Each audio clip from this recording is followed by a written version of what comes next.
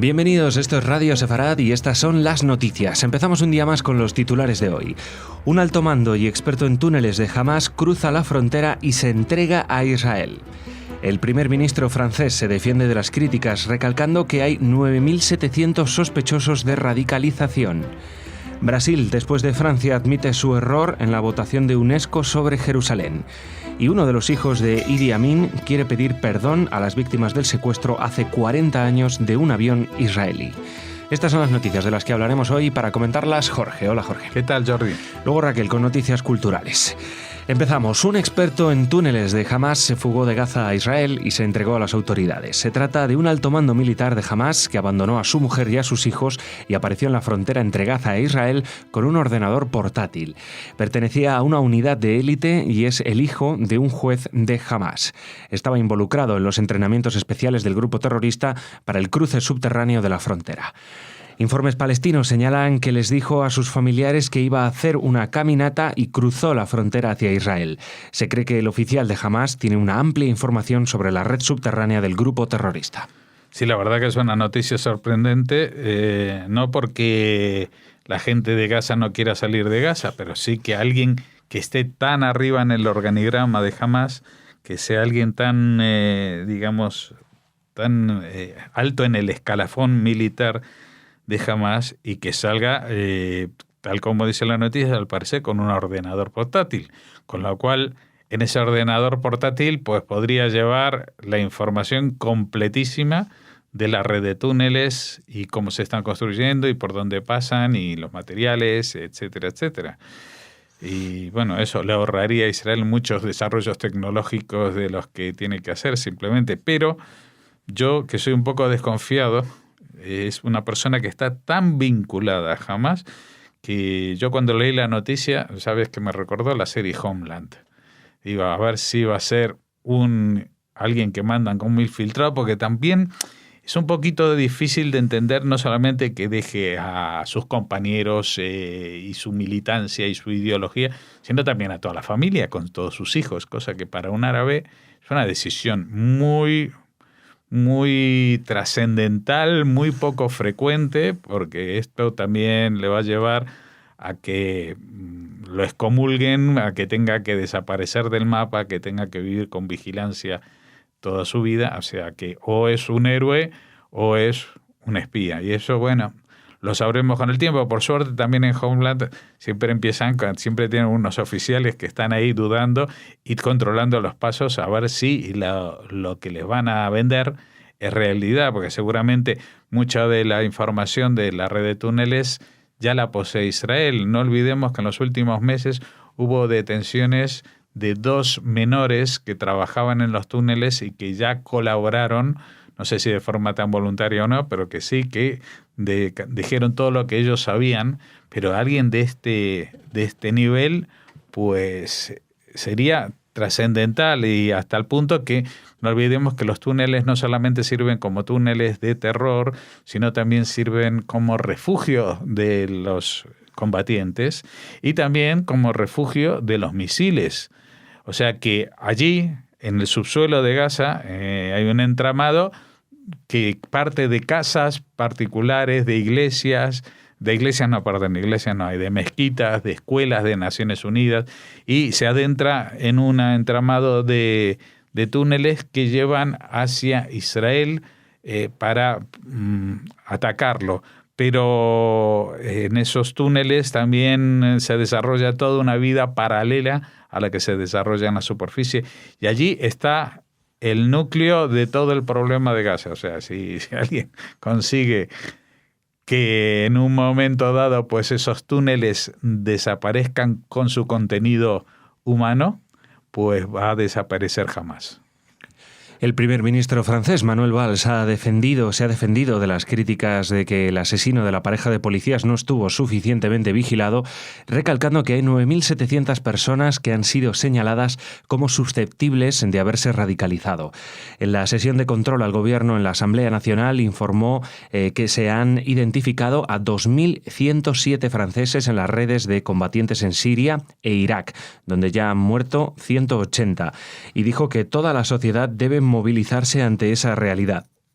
El primer ministro socialista rechazó la idea de establecer medidas de restricción de la libertad para todos los sospechosos, defendió el derecho penal y rechazó la tentación de recurrir a métodos extrajudiciales.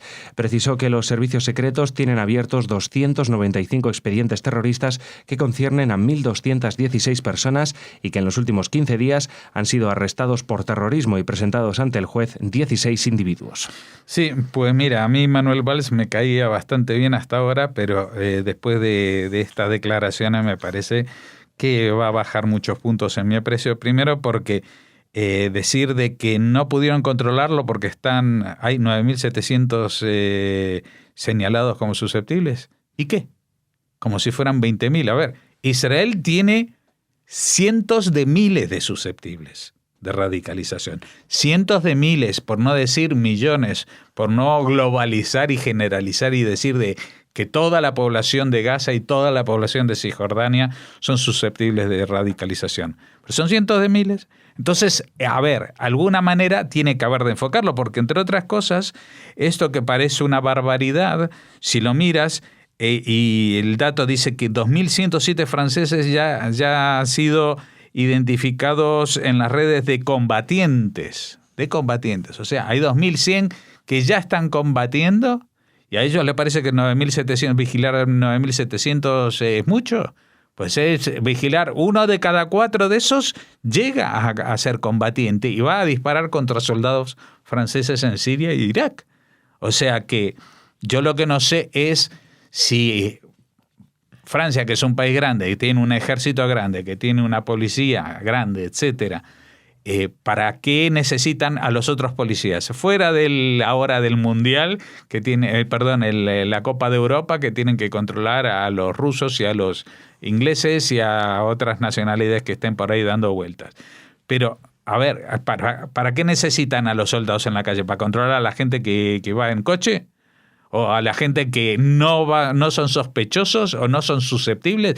Lo que pasa es que el problema aquí, Jordi, es no querer herir las susceptibilidades. Es decir, si van a ponerse a investigar solamente a gente que son musulmanes, porque solamente de entre los musulmanes y conversos al Islam están saliendo los terroristas yihadistas, yo no digo que todo el crimen sea de allí, pero sí todo el terrorismo yihadista sale de las filas del Islam. Entonces, que investiguen, que se centren en la gente que son susceptibles, en primer grado, en segundo grado, en tercer grado, y que se apiñan allí y van a ver cómo las cosas empiezan a funcionar. Lo que pasa es que esto ya saca el tema nacional francés rechazó la tentación de recurrir a métodos extrajudiciales. Pues hay una manera muy sencilla para no recurrir a métodos extrajudiciales, que es cambiar las leyes. Y entonces los métodos ya son judiciales, ya son legales. Y en tiempos de guerra, como los que está viviendo Francia, porque otra vez, si ellos no quieren llamarlo guerra, eso es un problema político, no es un problema policial. El problema es político por no querer llamar guerra lo que están viviendo, porque en tiempos de guerra pues se permiten esto que ellos llaman métodos extrajudiciales y que no lo son, porque todos los países que se ven atacados por potencias extranjeras o desde dentro por quinta columnas, pues recurren a estos métodos, que quiere decir investigar a las personas, hacer seguimientos, hacer pinchazos telefónicos, etcétera, etcétera, y lo están haciendo ya con 9.700 personas. Entonces, ¿cuál es el problema de que, pongan una ley o amplíen la ley o amplíen la alarma nacional al punto de que los jueces permitan muchas más escuchas y muchos más seguimientos y más automáticos y sin tanta burocracia en el medio? Porque la burocracia no es que mata las ganas de hacer cosas, mata a los ciudadanos franceses. Están muriendo ciudadanos franceses y van a morir más, cada vez más, porque los franceses no quieren ver lo que tienen delante de los ojos, que están metidos dentro de una guerra, y la guerra no está en Siria y en Irak, está en su propia casa. Brasil expresó su pesar por haber apoyado una reciente resolución en la UNESCO que niega la conexión del judaísmo con el monte del Templo de Jerusalén. Admitió que el texto es parcial y desequilibrado y prometió votar en contra de futuras resoluciones sobre el tema. El cambio político en Brasil ha hecho que sea el segundo país que trata de retractarse de su voto en la polémica resolución del 15 de abril pasado, después de que Francia admitiera que su apoyo a esa moción fue un error en las votaciones que tuvieron 33 países a favor, 6 en contra y 17 abstenciones. Brasilia añadió que reitera su pleno reconocimiento de estos vínculos y su posición en favor del libre acceso de los creyentes de las 3 religiones, el cristianismo, el islam y el judaísmo, a los lugares sagrados de la ciudad vieja de Jerusalén, así como su apoyo a los acuerdos existentes entre Israel y Jordania sobre la administración de la ciudad. Bueno, Brasil ha estado con un proceso político muy convulso y tiene una buena excusa para decir votamos una cosa, pero en realidad estamos arrepentidos. Yo lo que no me creo es lo de Francia. Porque Francia, ¿qué pasó? ¿Que no entendieron lo que se votaba? Yo creo que en Naciones Unidas también traducen al francés las resoluciones en los consejos y comités que tienen. Pero así todo, la situación en Brasil y en Francia es mejor que en España, porque en España parece que estamos esperando, parece que los gobiernos en funciones no se pueden retractar de sus propias decisiones. Digo yo, porque esto es un pronunciamiento totalmente antisemita, decir que el Muro de los Lamentos no tiene que ver con los judíos. A ver, para eso no hay que tirar de diccionario definiciones, que es el antisemitismo. Vamos a ver, cualquiera que sepa 2 palabras sobre el judaísmo y haya visto 2 imágenes sobre judíos, habrán visto la imagen de los judíos rezando en el Muro de las Lamentaciones. Y no va a ver a ningún árabe rezando en el Muro de las Lamentaciones. Y cuando no fue cuando esa zona, parte de la ciudad de Jerusalén, estuvo bajo conquista, ocupación jordana del año 48 al año 67, y a pesar de lo que había firmado en el armisticio, pues ahí no entró ni un solo judío a rezar. Entonces, Brasil está bien que se curen y diga esto de hay que favorecer o apoyar el libre acceso de los creyentes de las 3 religiones, de las 13 y de las 15, porque en Jerusalén y en Israel hay muchas más religiones y todos tienen permiso para hacer absolutamente todo lo que su religión les indica.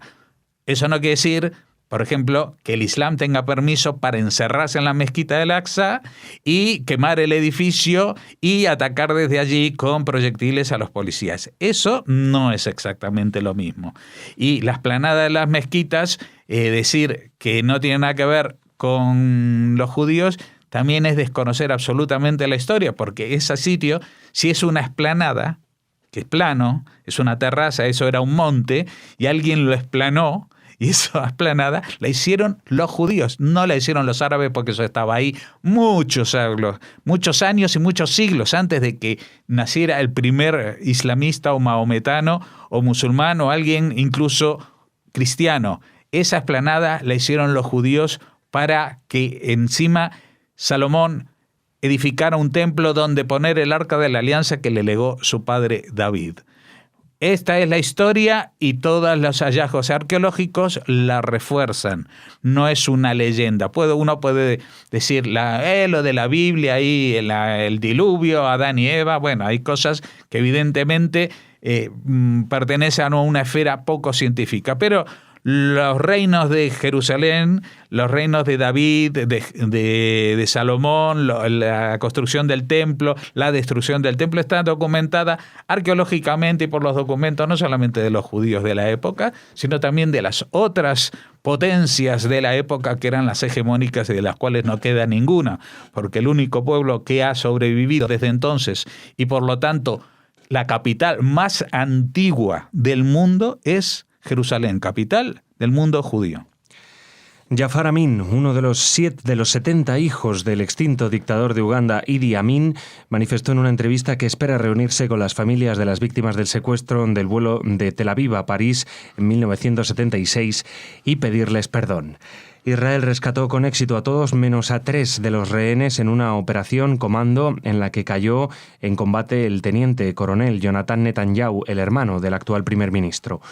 Una de las rehenes, una mujer israelí de 75 años que había sido trasladada a un hospital de Kampala, fue asesinada posteriormente por orden de Idi Amin. Jafar Amin puntualizó que la exitosa operación de rescate debilitó el poder de su padre, lo que le obligó a exiliarse en Libia y Arabia Saudita.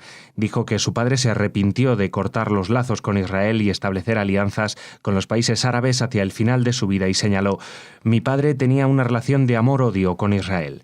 El primer ministro Netanyahu anunció en febrero que visitará varios países africanos, incluyendo a Uganda, en homenaje a los 40 años de la operación de rescate que será en el mes de julio próximo.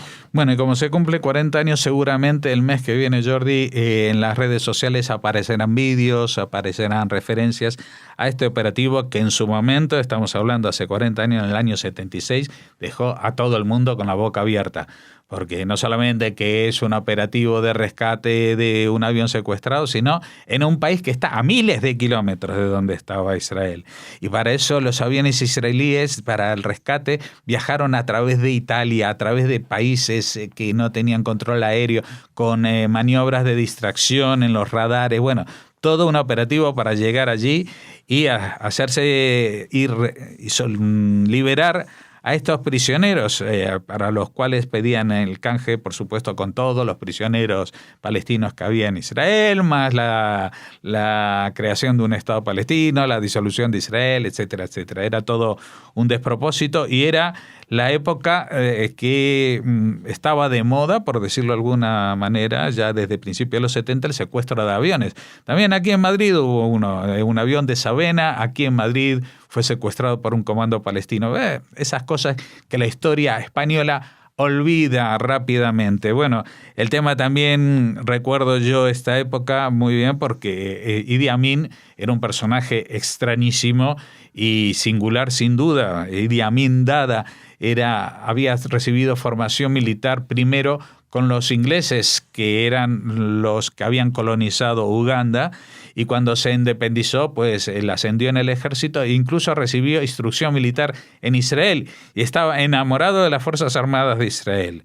Eso es un poco el comentario que luego deja. Pero bueno, era un personaje totalmente desequilibrado, no solamente porque tener 70 hijos ya demuestra que algo pasa, sino que cuando tenía un enemigo acérrimo, pues no solamente lo mataba, sino que comía la carne de ese enemigo. Era caníbal para sus enemigos. O sea que, bueno, era un bicho realmente desastroso para la historia humana. Y lo que sí es que ahora, como digo, el mes que viene se cumplen 40 años y la operación Entebbe, que así se llamó porque Entebbe es la capital de Uganda, se desarrolló como una precisión suiza, entre otras cosas, Jordi, porque el aeropuerto de Entebbe lo habían construido una empresa israelí, con lo cual tenían exactamente los planos donde estaba cada puerta y cada salida. Murieron en este ataque también muchos soldados ugandeses que no venían a cuento ahí, que no tenían por qué estar allí defendiendo a estos terroristas palestinos.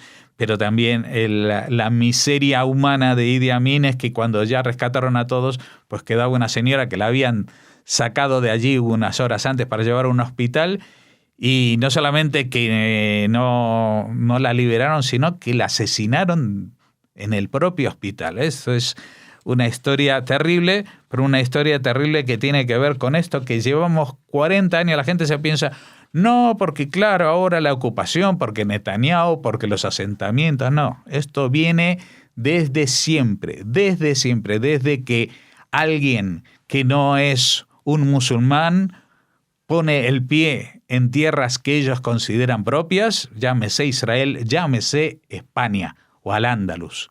Cualquiera que pise esa tierra es un infiel y su derecho y su obligación es matarlos. Y esta historia es muy larga y no sé si alguna vez se acabará, lo que estoy casi convencido que yo no veré el final. Gracias, Jorge. Mañana te vemos de nuevo. Ahora Raquel con noticias culturales.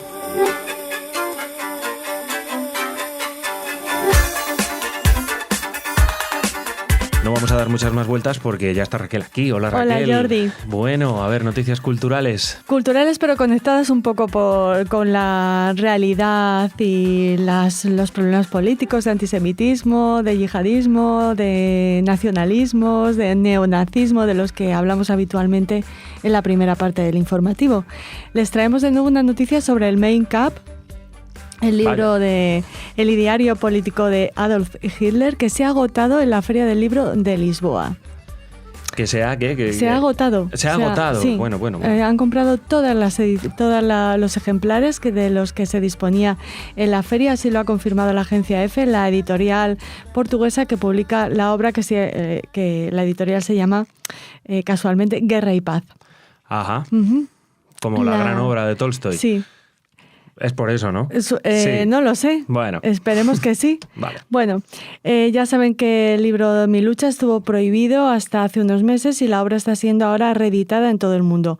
En Portugal ya va por su segunda edición, eso sí hay que decir que con el texto íntegro y un análisis de un experto portugués que se supone que analiza la obra y alerta sobre los peligros de estas páginas, ¿no? Y lo contextualiza.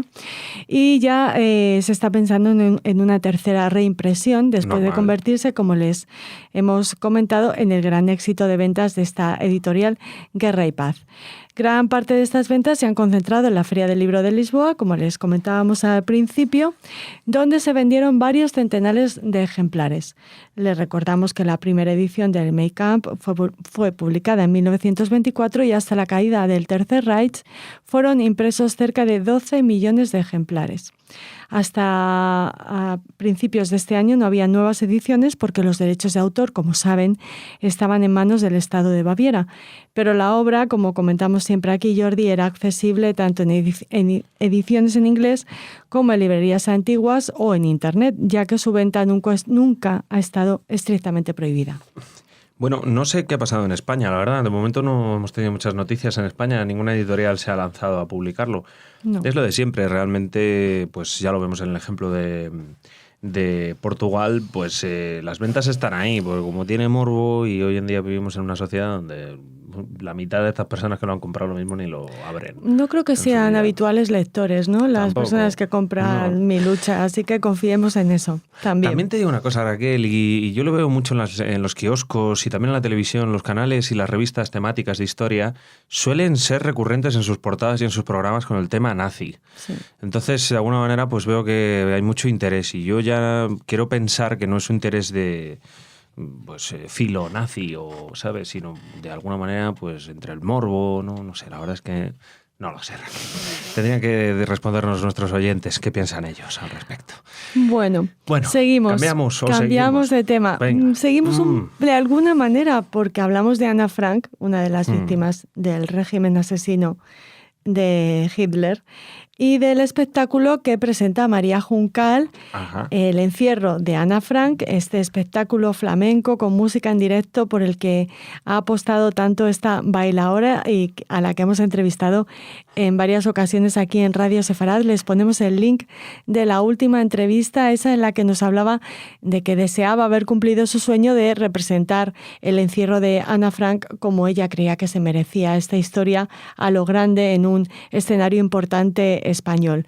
Pues ya ha llegado el momento, se ha cumplido el sueño de María Juncal, porque este 17 de junio presentará el encierro de Ana Frank en el escenario del Teatro Fernán Gómez de Madrid. Así que estamos todos invitados a vivir y a vibrar con María Juncal, esta bailaora que eligió la figura de Ana Frank para expresarse y ha hecho de este espectáculo pues una forma de vida, porque lleva muchos años representándolo. Nos habló del éxito de su gira europea, de las emociones que siente sobre el escenario y le transmite el público, y le deseamos lo mejor en esta presentación en Madrid. Esperemos que sea también un gran éxito. Pues sí, Teatro Fernán Gómez, muy cerquita de Sol y de Tirso de Molina, ¿no? Entre Sol y Tirso de Molina. No, este es el de Colón. ¿Te acuerdas? En la plaza de Colón, el que hay que bajar unas escaleritas. Vale, este es el Teatro entonces Fernán me he Gómez. equivocado. Es que antes, Antes cuando murió Fernando Fernán Gómez, le pusieron el nombre a este teatro de Colón. Y antes estaba en otro lugar. Ay, qué lío, gracias Raquel. Raquel, que es una madrileña de pro, pues se conoce bien las calles de la gran ciudad y sus teatros. Bueno, pues enhorabuena María Juncal, y con este show, como tú dices, este espectáculo de baile que es un poco un trocito de su vida, ¿no? Entonces nos alegramos mucho, un gran teatro en España, y a ver si tiene suerte en Madrid. Sí, esa apuesta por unir el flamenco con la historia de Ana Frank, ¿no? Sí, todo un reto. Sus años en el anexo secreto. Bueno, mucha suerte María y mucho éxito. Di que sí. Y ahora terminamos, Jordi, hablando de Máximo José Can, un escritor español, como siempre, a reivindicar. Español por elección, porque nació en Frankfurt del Meno, en Alemania, en una familia de judíos askenazíes. Lo hizo en 1897 y decidió hacerse español en 1921, viniéndose a vivir a nuestro país. Aquí vivió en Madrid como traductor de alemán y ensayista de temas germánicos, enviando también a Alemania textos de tema español. Pero es la Segunda República a la que Can decide servir y ser fiel la que potenciará su figura y obra de periodismo y ensayo. Tuvo grandes amigos como Rosa Chacel y Juan Gil Albert y Francisco Ayala también, aunque al parecer le abandonó después, y en menor medida fue amigo de los Alberti. La primera esposa de Rafael Alberti confiesa que por Can se enteraron ambos de lo que estaba siendo el Holocausto. Fue cónsul Máximo José Can en Salónica, la República lo hizo cónsul de España allí, y luego posteriormente sirvió como cónsul en Atenas. Con el fin de la República, Can llegó a México y de nuevo junto a Gil Albert escribió un hermosísimo librito sobre el poeta judeo-español Yehuda Halevi. También escribe y publica en México su libro más importante sobre la tragedia española, Apocalipsis Hispánica, pero la guerra le ha hecho tomar a Can conciencia de su judeidad española y decide ir a Buenos Aires, donde se encuentra la mayor comunidad judía de América Latina.